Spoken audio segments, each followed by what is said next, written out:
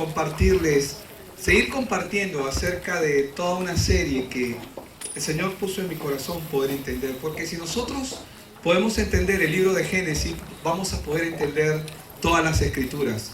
En Génesis está el plan, está la visión, está el propósito, está el pecado también, pero también está la solución al pecado. Todo está en Génesis y toda la Biblia nos habla. Los primeros 3 capítulos del libro de Génesis nos hablan casi de todo. Y Dios ha encerrado cosas espirituales, secretos, que están disponibles, dice su palabra, para aquellos que escudriñan, amén. Está disponible para los que buscan, para los que desean, para los que tienen hambre, amén. A veces me encanta, a veces le ponemos freno nosotros a Alejandro. Alejandro es mi hijo, tiene 9 años, pero dice, mamá, tengo hambre, le dice a su mamá, ¿no? Y quiere seguir comiendo. Bueno, que eso se dé, hermanos, en nosotros, pero en su palabra. ¿Cuántos quieren seguir comiendo? ¿Cuántos son bendecidos con la palabra? Amén.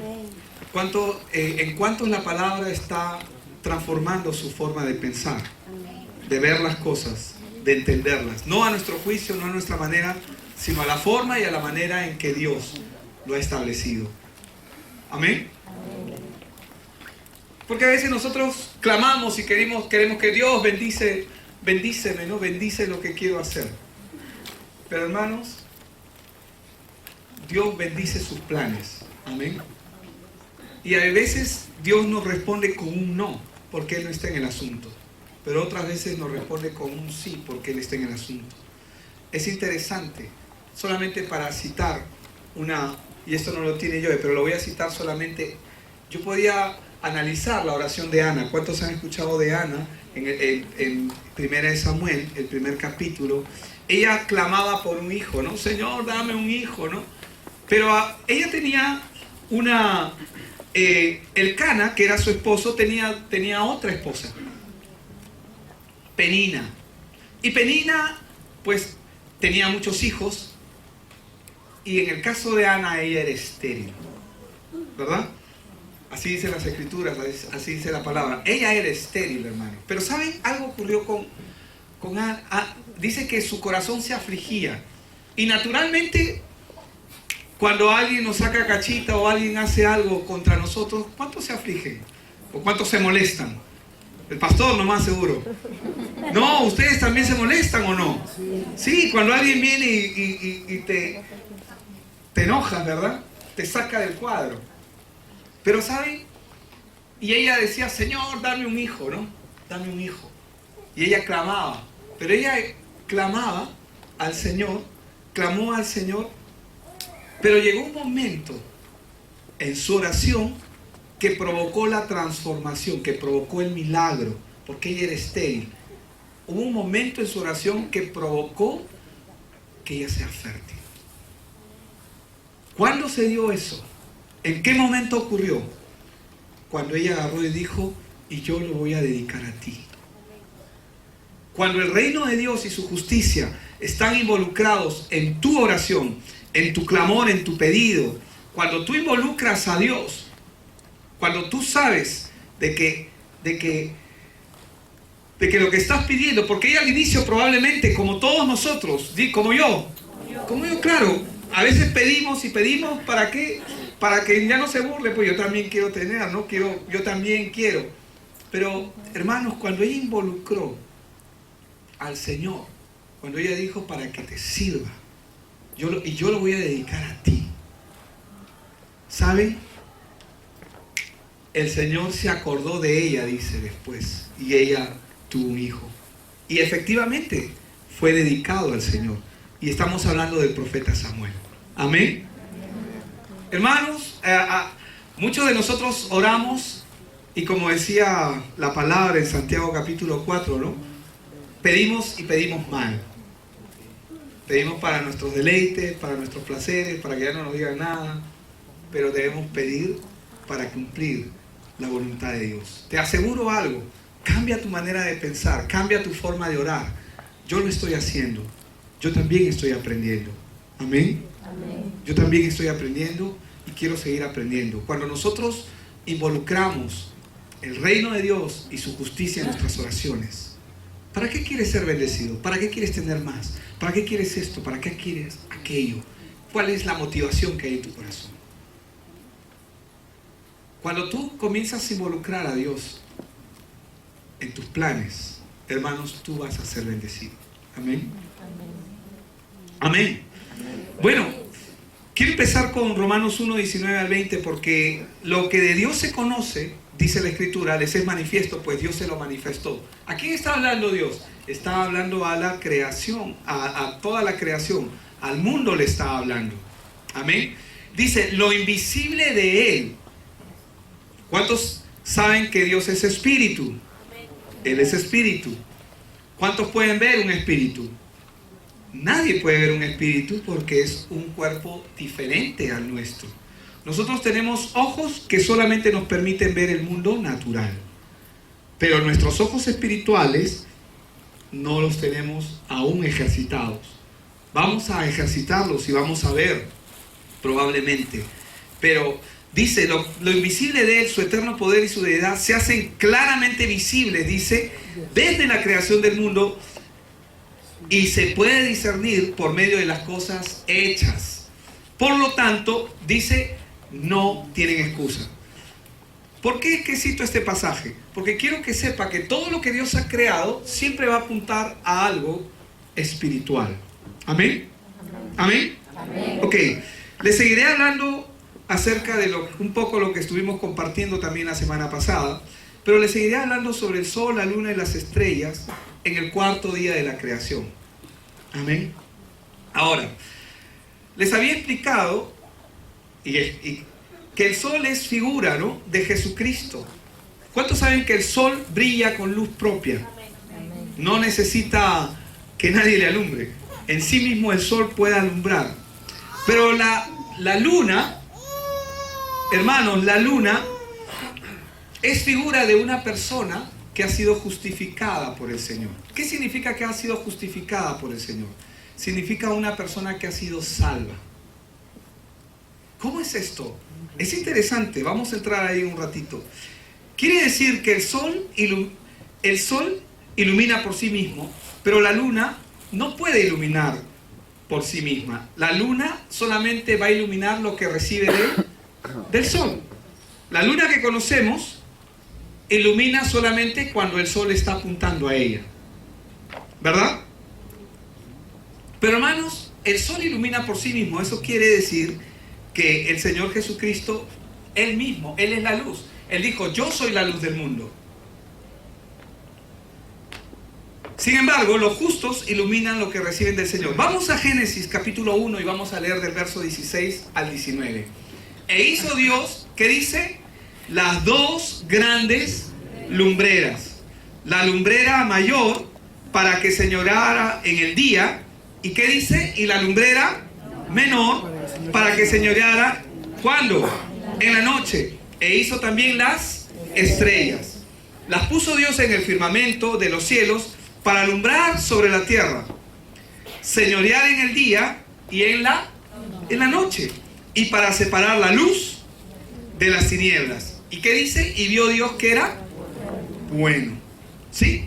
Vio Dios que era bueno.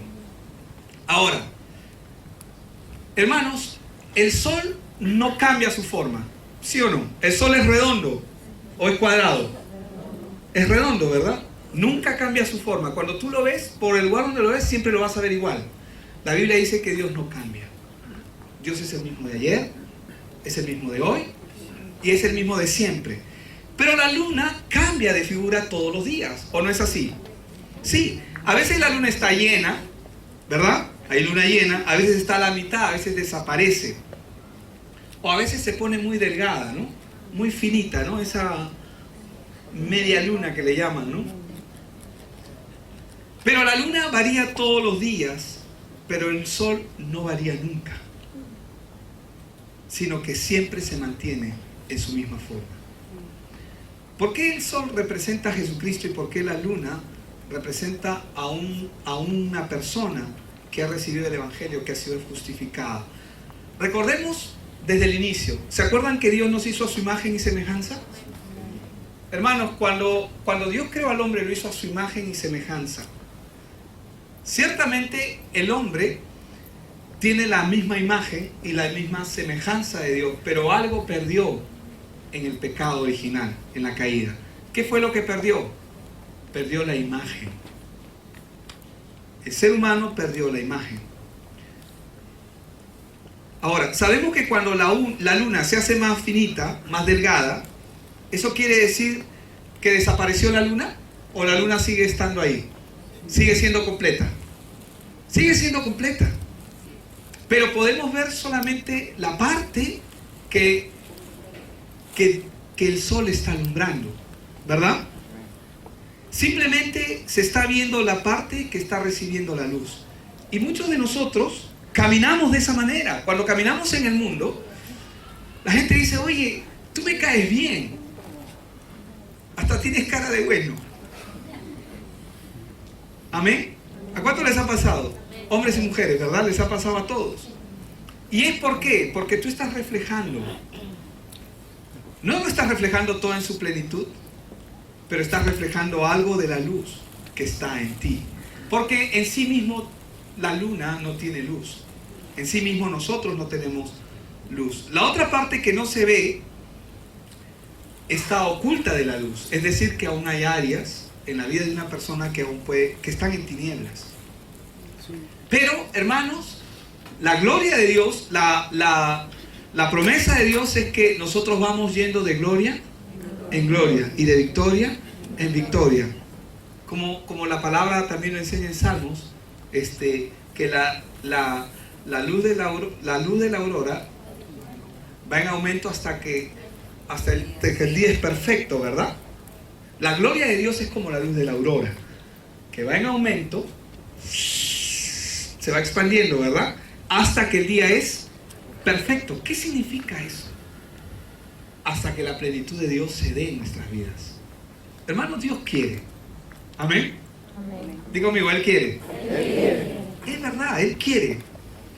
Ahora, una parte parcial de ella no se está viendo por nuestros ojos, por ser oscura. La forma de la luna cambia todos los días, pero la forma del sol es interesante que nunca cambia. Por eso es que podemos decir que el sol es como figura de Jesucristo, porque Jesús dijo, yo no cambio. Si usted lee lo que la Biblia dice en Hebreos 13:8, dice, Jesucristo es el mismo de ayer, el de hoy y por los siglos. Amén. Y por los siglos, por siempre, en otras palabras. Malaquías 3:6 nos enseña, porque yo Jehová no cambio, dice. ¿El Señor cambia? No. ¿El Señor tiene emociones? Hoy día está triste, mañana está alegre. No, Él no cambia. Amén. Por esto, hijos de Jacob, no habéis sido consumidos, dice. Justamente le está hablando acá, en el libro de Malaquías, le está hablando Dios a su pueblo, le está diciendo, justamente porque Él no cambia, es porque ellos no han sido consumidos. Porque Él mantiene su pacto. Las promesas que Él ha dado son sí y es verdad, y son verdad. Amén. Es así. Mateo 24:35 nos enseña que cielo y tierra pasarán, mas mi palabra no pasará. Bueno, hermanos, pero ese es Dios. Amén. Di conmigo, ese es Dios. Y es que Dios no cambia. Pero cuando se trata del hombre, estamos hablando de otro cantar. El hombre es distinto, ¿verdad? El hombre es totalmente diferente. Ya que nosotros somos hombres, nuestro corazón cambia a veces a cada rato. Y por eso a veces podemos estar bien, podemos estar mal, estamos caprichosos, estamos a gustos en algún momento. Ahora, ¿cuándo comienzan los problemas en el ser? El problema del ser humano es no entender las Escrituras. Cuando no entendemos lo que Dios dice y cómo Él se comporta, cómo Él actúa, hermanos, vamos a tener problemas.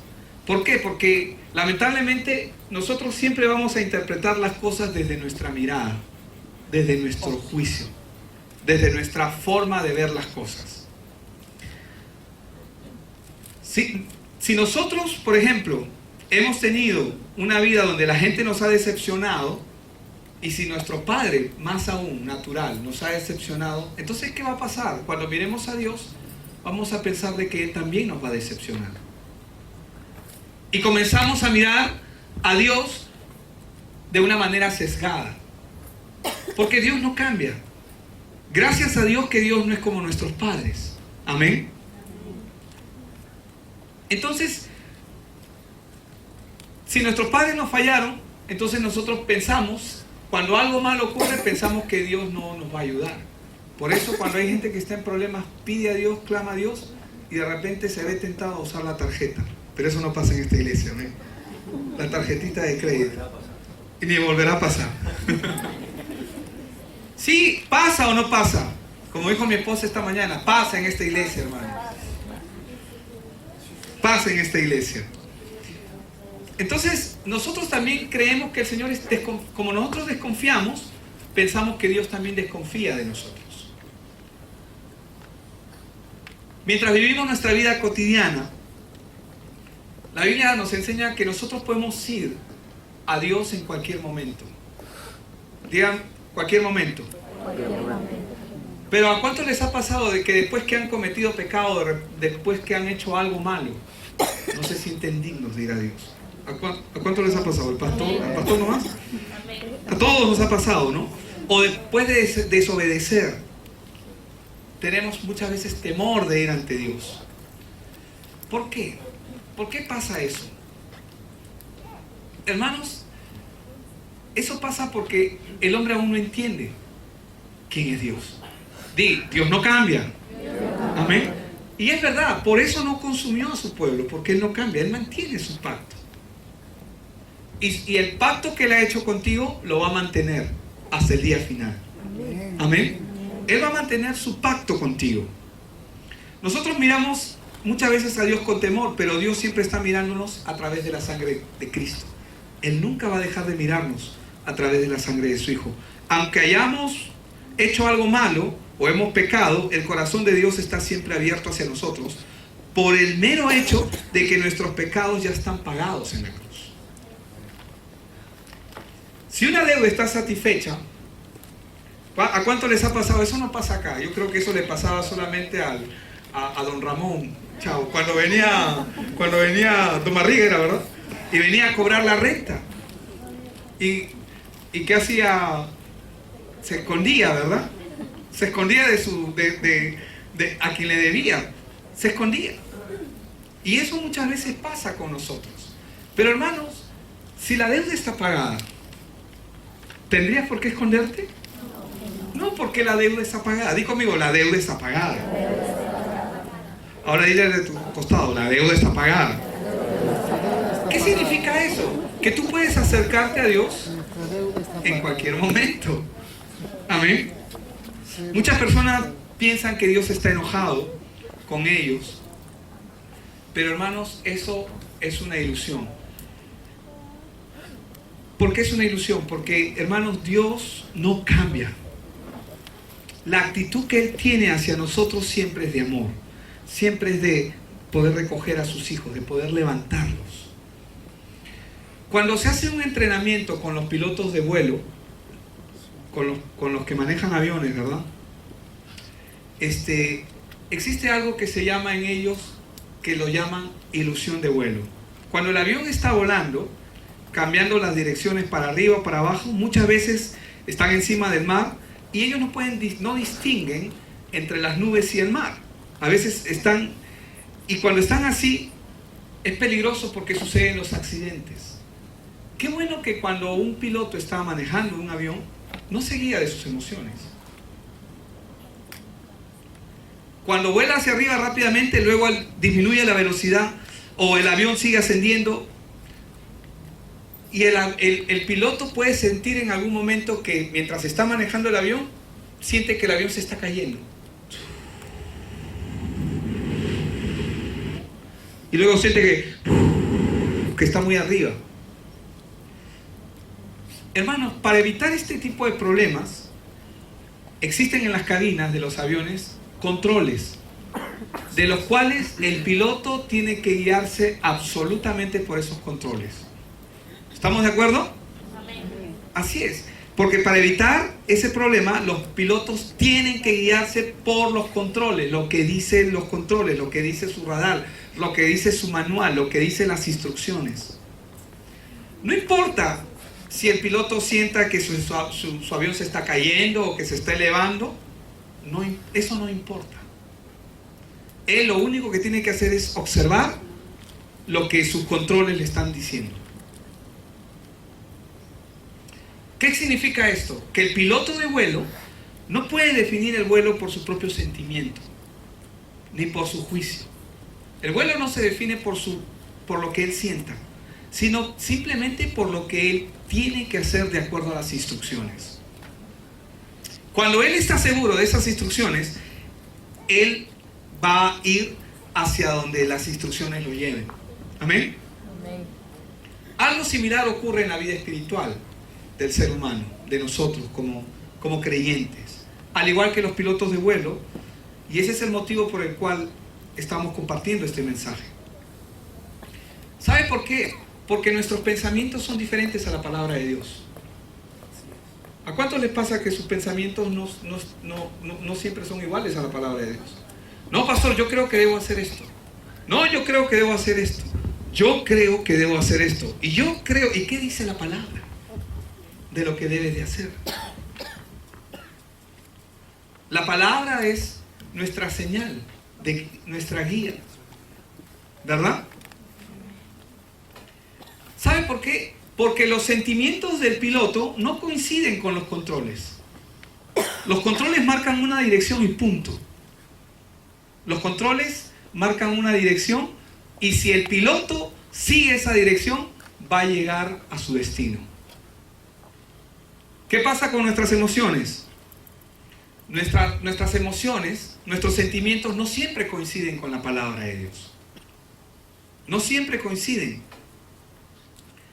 Por eso es que el piloto siempre tiene que estar observando lo que sus controles le están diciendo, así como el creyente tiene que estar observando lo que la palabra de Dios dice referente a cada tema, a cada área en su vida. Es interesante porque esto hace de que seamos dependientes de Dios. La dependencia de Dios va a ocurrir cuando tú comienzas a confiar en la palabra y no en tus emociones. Porque hoy día estás arriba y mañana estás abajo. Es imprescindible que siempre tenga que estar pendiente de la pantalla del monitor del avión porque la realidad es diferente al sentimiento del piloto. Ese nivel de dependencia que cada creyente debe tener respecto a la palabra. Ahora, nuestros sentimientos, emociones y fe, diga conmigo, la fe, amén, hermanos, tienen que estar alineadas a la palabra de Dios. ¿Sabe por qué? Porque si siguiéramos nuestro propio pensamiento, nuestro propio juicio, con seguridad vamos a fracasar. ¿Por qué el hombre fracasa? Porque el hombre hace lo que le parece y cree que lo que está haciendo es correcto. Por eso fracasa el hombre. Pero cuando ese hombre está inspirado por la palabra de Dios y lleno de lo que la Biblia le dice, su manera de pensar y de ver las cosas va a cambiar. No solamente va a cambiar. ¿Qué significa esto? Que deberíamos tirar todos nuestros sentimientos y nuestro juicio. Pablo lo puso de esta forma: todo lo tengo por basura. Todo lo que, y no solamente habla de conocimiento, sino de lo que él creía, de sus juicios, de su aprendizaje, de su experiencia. Dice, todo lo tengo por basura. Deberíamos tirar todos nuestros sentimientos y nuestro propio juicio y seguir correctamente por la palabra. Al igual que el piloto debe tirar su sentimiento y lo único que tiene que hacer es observar el monitor del avión y seguir las instrucciones que el monitor le está dictando, lo que le está diciendo. Ahora, tenemos que tener mucho cuidado porque la ilusión espiritual es muy peligrosa. ¿Qué viene a ser esa ilusión espiritual? Es esa creencia que nosotros podemos tener que nos va a hacer fracasar en vez de mejorar. Un síntoma de ello, ¿cuál podría ser? Por ejemplo, me encanta la alabanza y la adoración, gracias al Señor que cada una de las canciones que hemos cantado hoy día glorifican el nombre del Señor. No sé si usted se ha dado cuenta, pero cada vez que cantamos, a mí me gusta analizar y revisar lo que se está diciendo. Amén. Y cada canción glorifica el nombre de Dios. Y si bien es cierto, cuando uno viene a la iglesia, existe una adoración corporativa. Y cuando estamos acá adorando, todos juntos, estamos alabando al Señor, estamos dándole gracias por todo lo que Él ha hecho, estamos glorificando su nombre. Es extraordinario porque podemos percibir tanto naturalmente como espiritualmente que Dios está en este lugar. ¿Cuántos pueden percibirlo? Ahora la pregunta es, si eso no está, ¿significa que Dios no está? Si no sientes nada, ¿significa que Dios no está? Dios sigue estando. Ay, pastor, yo hoy día no sentí nada en la alabanza. Seguro que llegaste tarde. Pero no es tu caso, es el caso de otros. O como dijo mi esposa, también puede ser tu caso. Ay, pastor, yo no he sentido nada. Claro, pero significa, ¿cambia eso a Dios? En absoluto. ¿Dios sigue estando con los brazos abiertos? ¿Sigue estando expectante de ti? ¿Te sigue amando? ¿Sigue escuchándote? Así es. Lo sientas o no lo sientas, Él sigue ahí contigo. Tenemos que tener cuidado de las ilusiones cuando son guiadas por nuestra carne. ¿Por qué? Porque justamente, y voy a ir ahí, justamente ahora en la mañana mi esposa lo estaba leyendo, ¿no? Cuando decía, ¿no? Decía, codiciáis y no tenéis, matáis y ardéis de envidia. Estoy leyendo Santiago capítulo 4, verso 2. Y no podéis alcanzar. Combatís y lucháis, pero no tenéis lo que deseáis, porque no pedís, dice. Verso 3. Pedís y no recibís, porque pedís mal, para gastar en vuestros deleites. Oh almas adúlteras, dice, ¿no sabéis que la amistad del mundo es enemistad contra Dios? Cualquiera pues que quiera ser amigo del mundo se constituye en enemigo de Dios. ¿Qué nos está diciendo las Escrituras aquí? Que porque este mensaje está relacionado con el deseo, está relacionado con la amistad del mundo, está relacionado con el deseo de Dios y con la oración. Si tú revisas el contexto, tú te vas a dar cuenta que es una persona que está pidiendo. Y Santiago está exhortando que no reciben porque piden mal. Y luego dice, para gastar en vuestros deleites. ¿Qué es lo que pasa?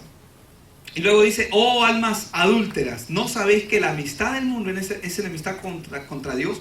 Cualquiera pues que quiera ser amigo del mundo se constituye en enemigo de Dios. ¿O pensáis que la Escritura dice en vano, el Espíritu que Él ha hecho morar en nosotros? Dice, nos anhela celosamente. Y este versículo es clave, porque acá la Biblia dice que Él nos anhela. ¿Cómo creen ustedes que Dios nos anhela? Uno podría entender, vamos a entenderlo primero naturalmente. Anhelar es cuando tú quieres algo, deseas algo, ¿verdad?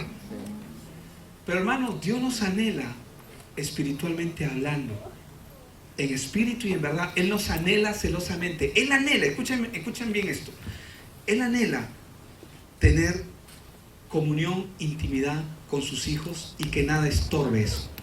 Cuando Él está exhortando acá, Él está exhortando a una persona que es de doble ánimo, a una persona carnal. ¿A quién está exhortando acá Santiago? A los carnales. ¿Por qué? Porque está diciendo que ellos piden para sus deleites. Está hablando de la condición en la que ellos están. Y les está diciendo que ellos no pueden alcanzar el deseo que Dios tiene para sus vidas porque ellos están en el plano carnal, en el plano natural. No están en un plano espiritual. Y como no están en un plano espiritual, no pueden tener lo que Dios desea para ellos. Ahora la pregunta es, ¿Dios desea para nosotros cosas buenas? Sí, la Biblia lo dice y lo reafirma y lo confirma, ¿verdad? Sí, y acá dice que Él nos anhela celosamente. La pregunta es, ¿cómo nos anhela Dios? ¿Cómo nos anhela? ¿Cómo Él quiere tener comunión con nosotros? En espíritu y en verdad.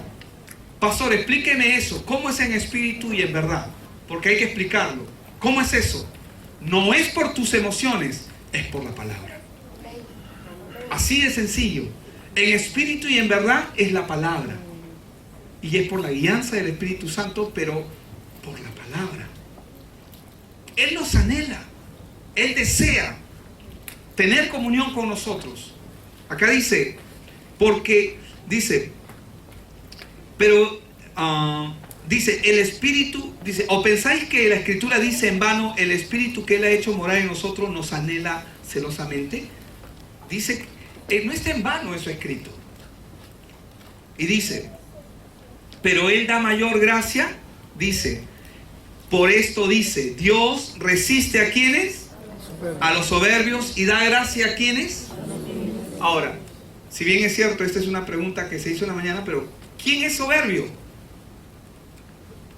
¿Quién es soberbio ante los ojos de Dios? Sí, aquel que hace su propia voluntad y prescinde de la voluntad de Dios. Aquel que hace su propio criterio. Por ejemplo, ¿qué es soberbia para Dios? Levantarme y no buscarlo. Eso es soberbia. ¿Y qué dice Él? Que Él resiste ¿a quién? Al soberbio. ¿Por qué? Porque el soberbio es aquel que yo no necesito de tu ayuda. Hermano, yo necesito de su ayuda. Tú necesitas de su ayuda. ¿Quién más es soberbio? Es aquel que hace su propio criterio. Es aquel que hace su propia voluntad. Es aquel que no consulta a Dios, que no busca a Dios. ¿Pero qué dice?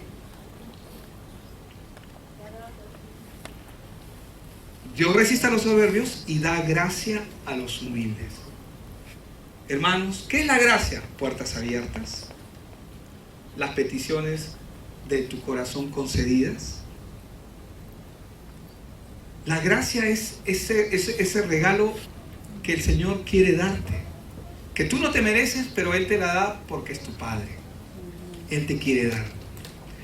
Ahora, por eso dice, Dios resiste a los soberbios y da gracia a los humildes. Luego dice, someteos pues a Dios, resistid al diablo y huirá de vosotros. Cuando Él dice, someteos a Dios, lo que Él está diciendo acá es que sométete, o sea, ponte debajo del Señor. Métete en Él. Amén. Ahora, estamos hablando acerca de la ilusión espiritual que en el hombre puede aparecer. Hemos visto el ejemplo del piloto de avión. ¿Cómo se comporta un piloto de avión? Un piloto de avión no puede guiarse por lo que sienta.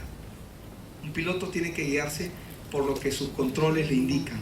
De la misma manera, el creyente, la persona que confía en Dios, no puede guiarse por sus emociones, porque sus emociones lo van a traicionar. Sus emociones van a hacer que la vida de esa persona fracase.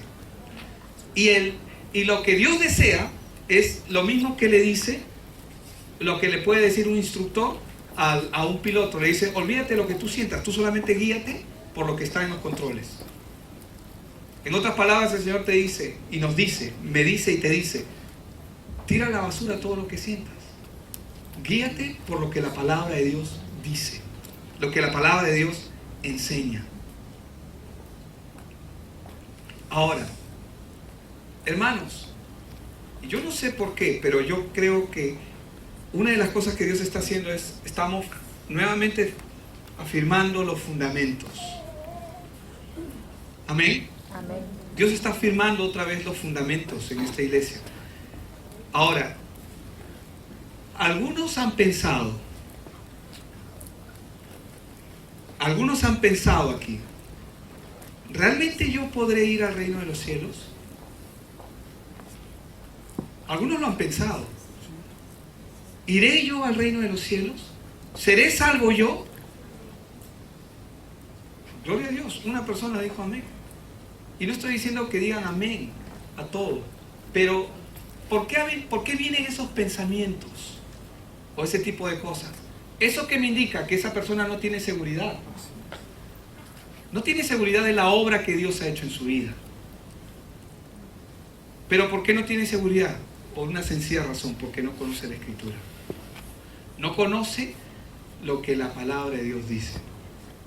Tú puedes tener los controles, puedes tener el mando, puedes tener el avión, y el avión puede llegar a un destino. Pero saben, si el piloto cambia de parecer en el camino y agarra y dice, bueno, estos controles están bien, pero yo creo que yo lo voy a manejar mejor. Yo lo voy a hacer mejor que los controles lo van a hacer. ¿Y saben qué ocurre ahí? Cambia de mando. ¿Y qué creen que va a pasar? ¿Qué creen que va a ocurrir? Hermanos, va a fracasar.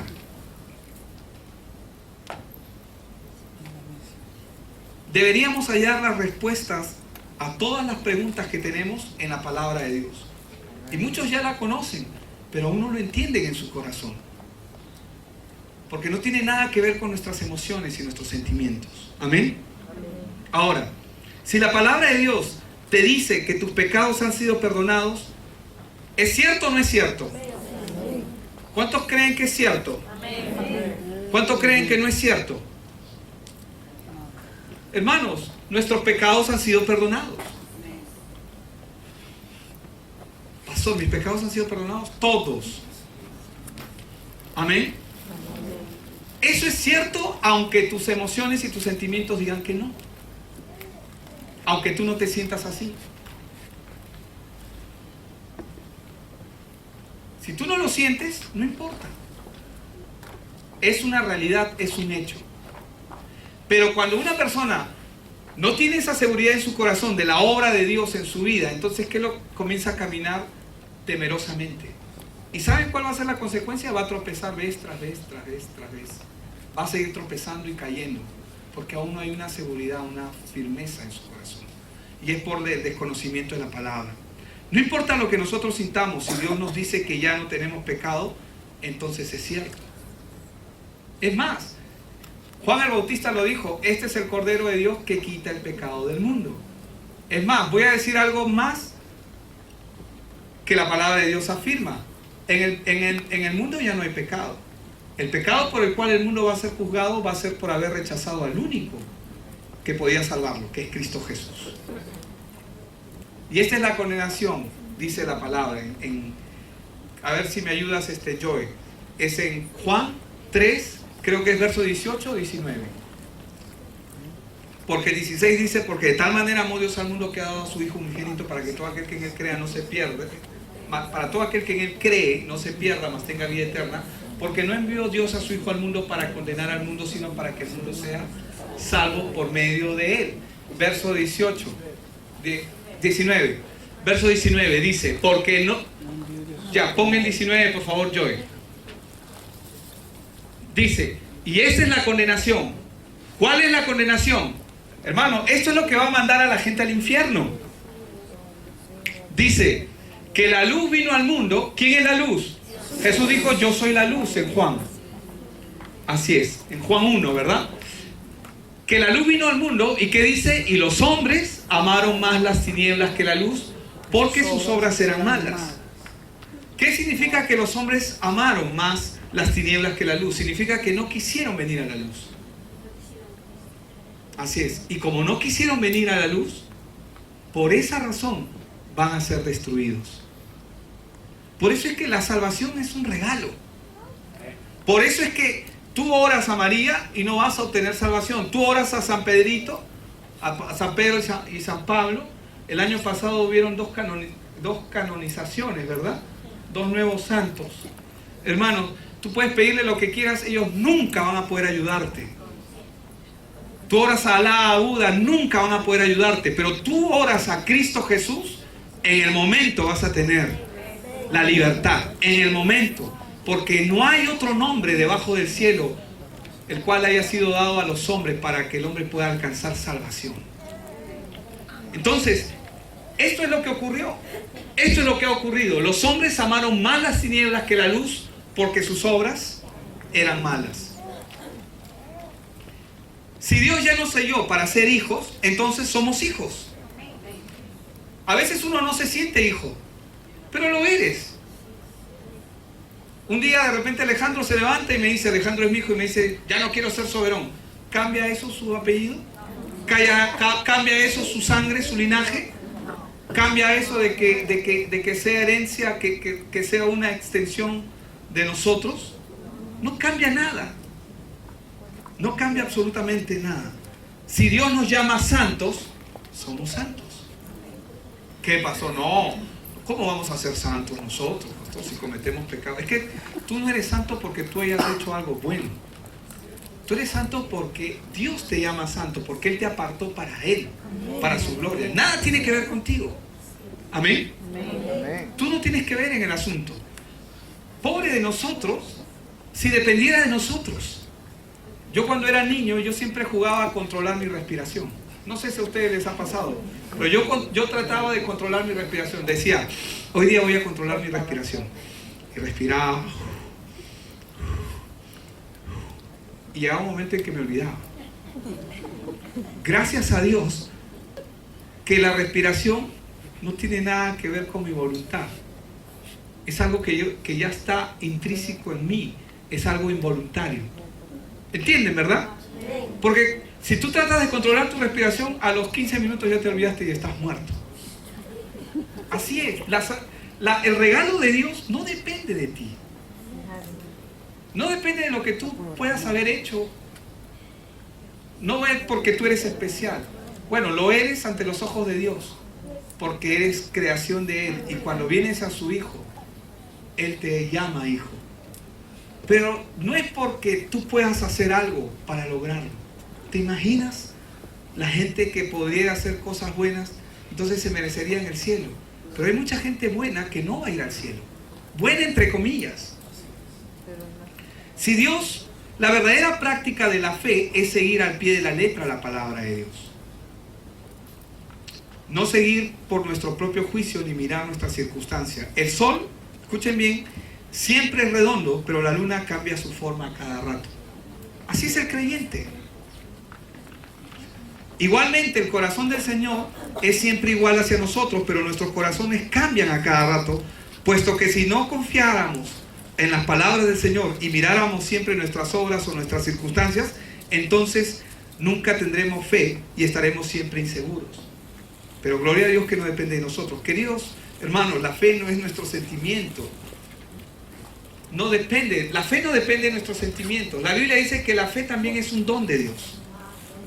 ¿Qué significa eso? Que aún la fe Dios nos la ha dado y que no nos pertenece. Es un don que Él también nos dio. A cada uno, dice, le ha sido añadida una medida de fe. ¿Saben por qué? Para que tú sepas que no depende de ti. El éxito que tú puedas tener o el logro que tú puedas tener en el Señor no depende de ti, depende de lo que Él ha hecho en ti y de lo que Él hace en ti. La fe, escuchen, no es insegura. La fe es la certeza, como dice la palabra, de lo que se espera, la convicción de lo que no se ve.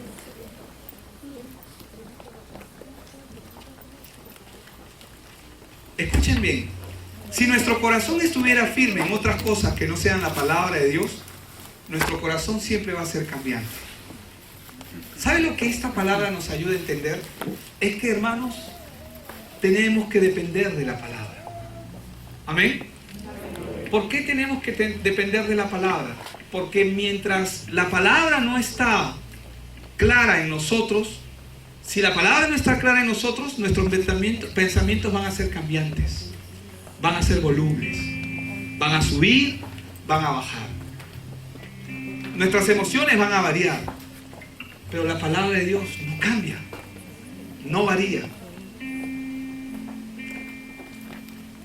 Si usted confía su vida espiritual confiando solo, diga conmigo solo, otra vez solo, en la palabra de Dios, te aseguro que tu fe nunca va a ser agitada ni quebrada. ¿Sabes? Te voy a decir algo y me viene esta ilustración a la cabeza. La Biblia dice que el evangelio es como la red.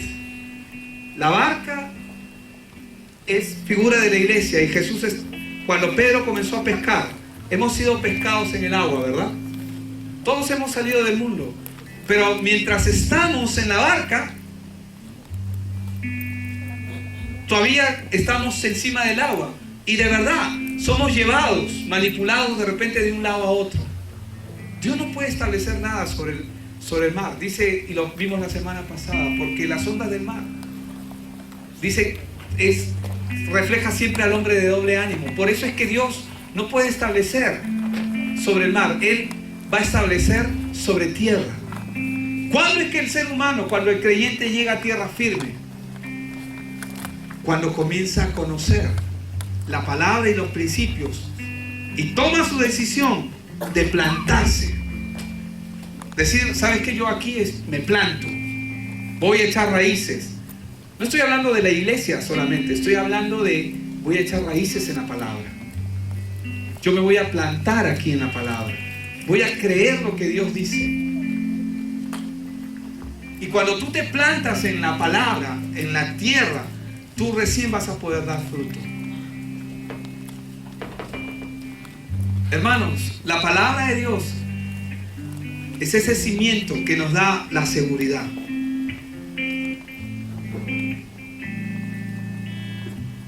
¿Realmente quieres saber si tus pecados han sido perdonados? La palabra tiene la respuesta. Si tu corazón está andando en un doble ánimo de tiempo en tiempo, es cíclico. Una de nuestras oraciones este año ha sido, Señor, el 2014 fue un año fabuloso. Gloria a Dios. Para muchos fue de bendición. Hubieron cosas buenas, gente preciosa. Pero ¿saben? Este 2015 queremos algo diferente. ¿Cuántos quieren algo diferente? ¿Cuántos quieren arrastrar cosas del 2014? Yo no quiero arrastrar nada del 2014.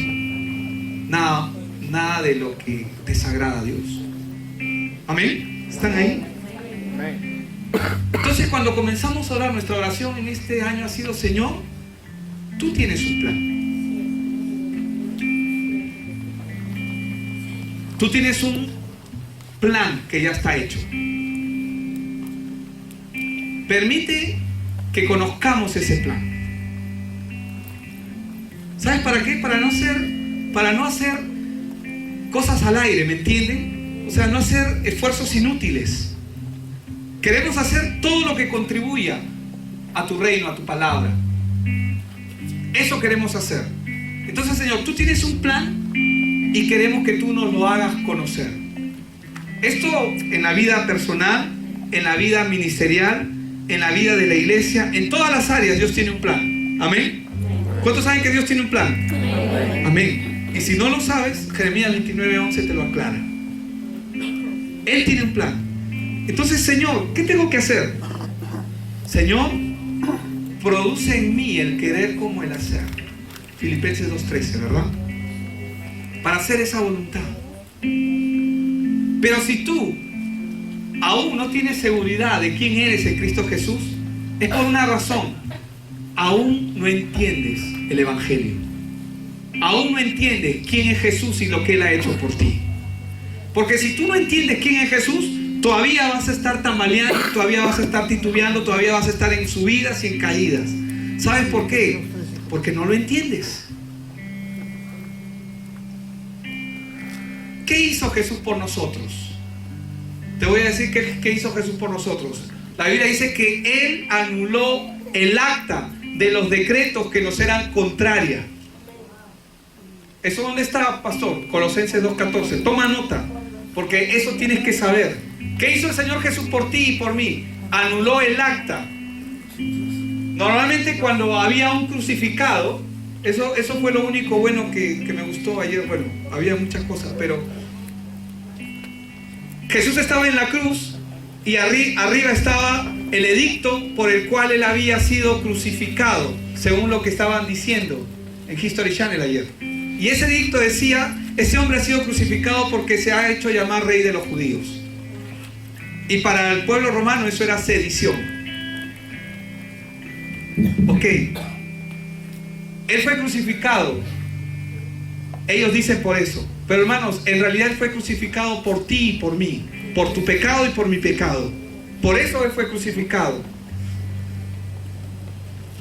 ¿Qué pasa cuando Él anula el acta? La Biblia dice el acta que nos era contraria en Colosenses 2:14. ¿Qué pasa cuando Él anula el acta? ¿Hay maldición alrededor tuyo? Ya no más. Escúchame bien, no más maldición. No más. No más. ¿Sabes qué? En ti debería fluir la bendición. Todo lo que hagas vas a ser bendecido y prosperado si lo entiendes. Pero ¿qué pasa en muchos creyentes? Sí, yo sé que este es un testamento, pero no lo leen. Sí, yo sé que esto es una herencia, pero no hacen uso de ella. Y cuando el hombre no conoce su condición delante de Dios, ¿saben cuál es la tendencia? Sufre.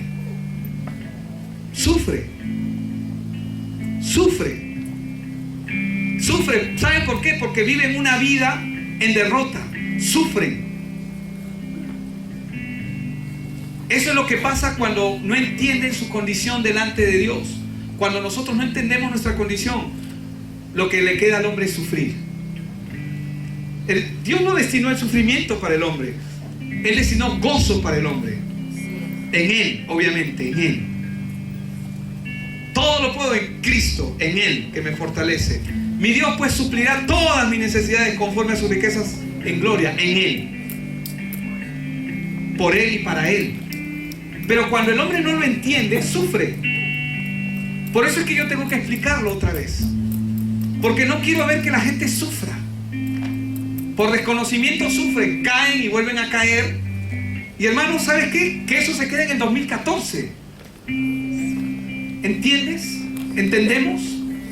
Entiendo, me hablo a mí mismo también. Amén. Amén. Amén. Yo no quiero eso en el 2014. El 2015, que ya empezó, estamos 4 hoy día, es un año de gloria. Amén. Y donde la gloria de Dios se va a reflejar en tu vida y en la mía. Todo lo que hago será bendito. Tu trabajo, tus estudios, tus planes, todo será bendecido en abundancia. ¿Por qué? Porque ya no hay más maldición alrededor mío. Él anuló el acta. No vivamos una vida de ilusión, de emociones, como la ilusión de vuelo. Vivamos una vida certera. El piloto tiene que tomar una decisión. A él ya se le dijo desde el inicio: vas a volar ese avión y lo único que vas a hacer es seguir los instrumentos. Nada más. Y llegarás a tu destino. Pero tendría que ser loco el piloto para decir: yo lo voy a volar. Yo lo voy a hacer. Estos instrumentos. Yo sé mejor. Yo pienso mejor. Yo veo mejor. Mi parecer es mejor. Ese pastor está loco. No sabe lo que habla. Y coge el timón. ¿Y qué crees que va a hacer? Se va a estrellar. Así viven muchos creyentes. Porque no están ceñidos a la palabra. ¿Qué dice que pasó en Génesis? En Génesis 3:16 dice que, del 17 al 19, dice que al hombre dice que le dijo, ¿verdad? Ahí lo tienen. Sí, 3:16. Le dijo al hombre, primero a la mujer, 3:16. Vamos ahí, Joel, rapidísimo, ya estamos terminando. Génesis 3:16 al 19 dice: a la mujer dijo: multiplicaré en gran manera los dolores en tus preñeces, con dolor darás a luz los hijos, y tu deseo será para tu marido, y él se enseñoreará de ti. Y al hombre dijo: por cuanto obedeciste a la voz de tu mujer y comiste del árbol que te mandé diciendo: no comerás de él, maldita será la tierra por tu causa. Por si acaso Dios no maldijo la tierra, le notificó al hombre que la tierra estaba siendo maldita a causa del pecado. Dice: con dolor comerás de ellas todos los días de tu vida, espinos y cardos te producirá. Y eso es, desde ese momento hasta hoy el hombre sufre. Trata de hacer lo bueno y le sale mal. Como dice Jeremías, también enseña, ¿no?, que plantó una viña y cuando fueron al día siguiente encontraron la viña que tenía espinos y cardo, que estaba contaminada. Hacen a su forma, pero en el camino sufren. ¿Por qué sufren? Porque está bajo maldición. El hombre, ¿por qué sufre? ¿Por qué sufre? Porque está bajo maldición. ¿Por qué el hombre sufre? ¿Por qué el hombre sufre? Y esa maldición está en Génesis. Amén. Estamos ahí. Pero ¿qué ocurrió con la venida de Cristo? Colosenses 2:14. Él anuló el acta. ¿Sabes qué? El acta fue rota. Si el acta ha sido rota, ¿quién condenará a los hijos de Dios? ¿Quién podrá contra los hijos de Dios? Nadie. ¿Por qué? Porque el acta está anulada. Así es. La Biblia dice que hemos sido trasladados del reino de las tinieblas al reino de su Hijo amado. En el reino de las tinieblas, ¿qué había? Maldición, sí.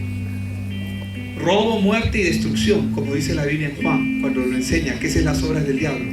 Pero en Cristo, ¿qué hay? Hay bendición. Hay vidas felices, sosegadas, tranquilas. ¿Por qué tú siempre sonríes? No sé, Dios me ha hecho así. Pero hermano, ¿por qué? Porque hay algo diferente en ti. Entonces, el acta ha sido anulada. Si el acta fue anulada, ¿qué fue anulada? La maldición. Eso incluye las enfermedades, eso incluye el sufrimiento, eso incluye todo.